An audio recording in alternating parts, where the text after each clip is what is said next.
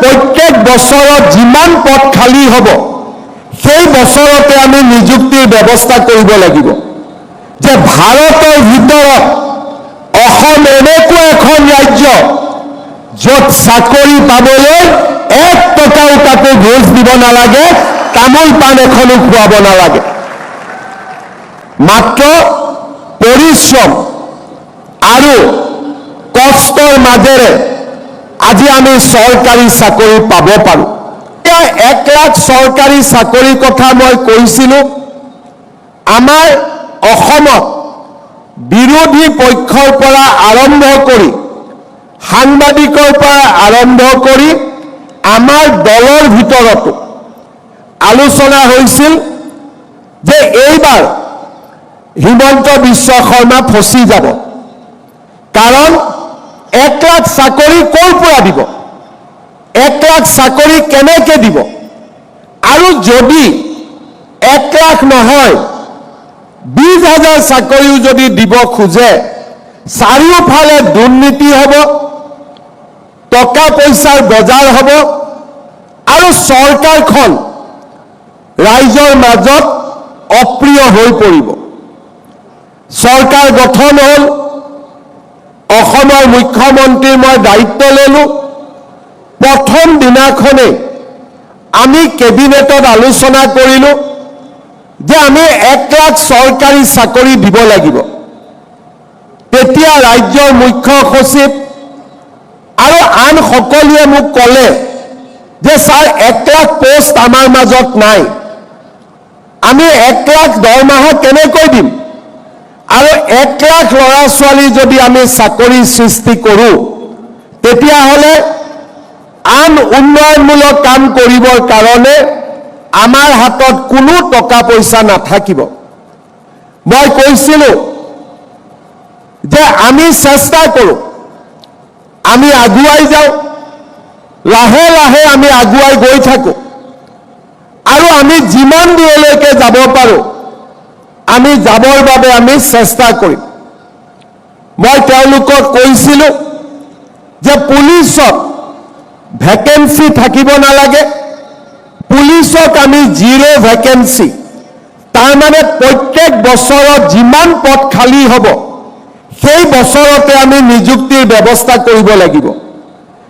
Education ডিপাৰ্টমেণ্টত vacancy থাকিব নালাগিব, হেল্থ ডিপাৰ্টমেণ্টত ভেকেন্সি থাকিব নালাগিব, আৰু মই পুলিচক কৈছিলোঁ যে নতুনকৈ 4টা কামাণ্ডো বেটেলিয়ন কৰক, এটা ফৰেষ্ট বেটেলিয়ন কৰক, কাৰণ অসমত আৰক্ষীৰ প্ৰয়োজন আছে।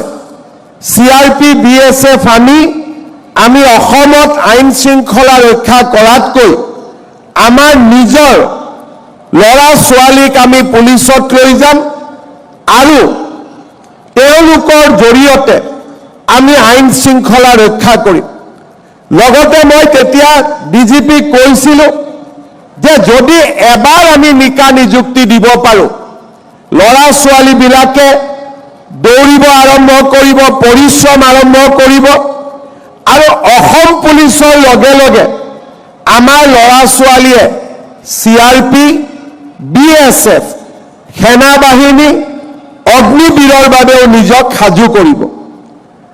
আজি আমাৰ ৰাজ্যৰ চাৰিওফালে আমি দেখা পাওঁ যে আমাৰ যুৱক যুৱতীসকলে পৰিশ্ৰম কৰিছে, কোনোবাই অসম পুলিচত গৈছে, কোনোবাই CRPত গৈছে, কোনোবাই CISFত গৈছে, আৰু লাহে লাহে সেনা বাহিনীটো আমাৰ জোৱানৰ সংখ্যা বৃদ্ধি হৈছে।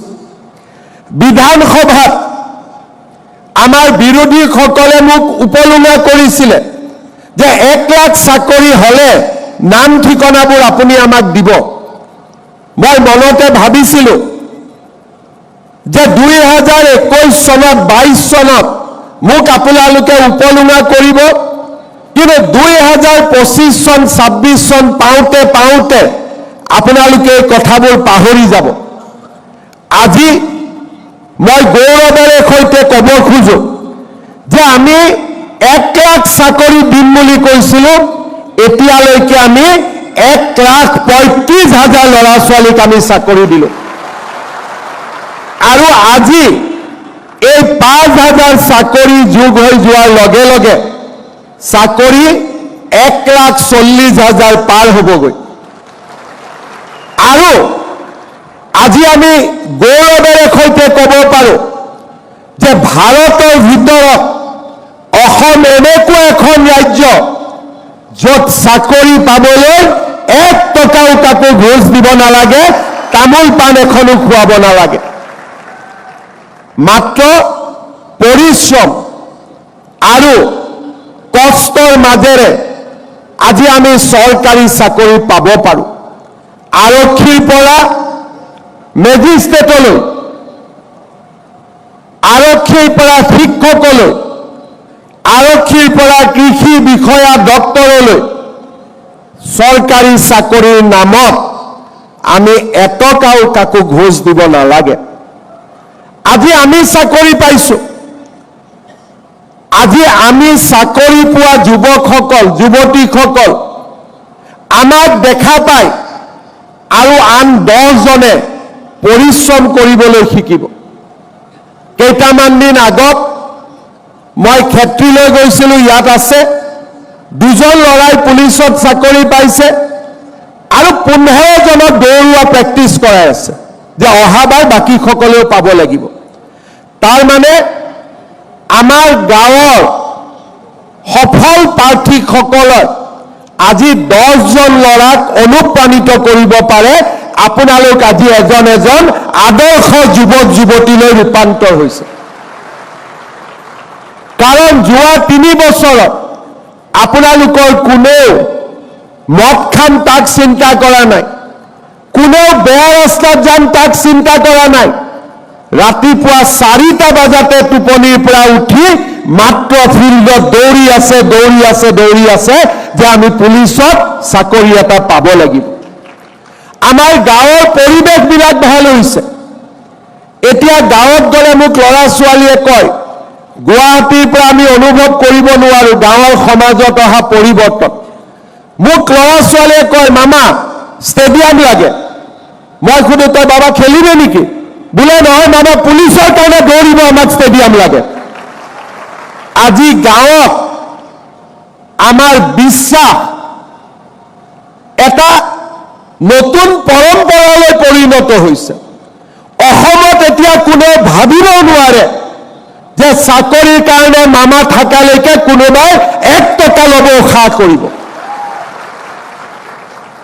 আজি এই পৰিৱৰ্তিত পৰিৱেশত আমি এখন নতুন অসমৰ সপোন দেখো। মই ৰাজ্যৰ মুখ্য সচিব আৰু সঞ্চালক প্ৰধান ডাঙৰীয়া ইয়াত উপস্থিত আছে।